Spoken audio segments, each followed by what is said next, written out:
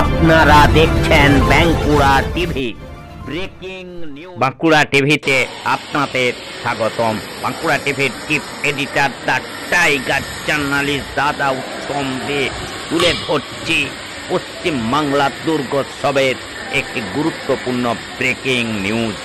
অর্জুনপুর আমরা সবাই ক্লাবের দুর্গোৎসব, সেই দুর্গোৎসবের ছবি আমি তুলে ধরছি পশ্চিমবাংলার একমাত্র প্রতিবাদী চ্যানেল বাঁকুড়া টিভির পর্দায়।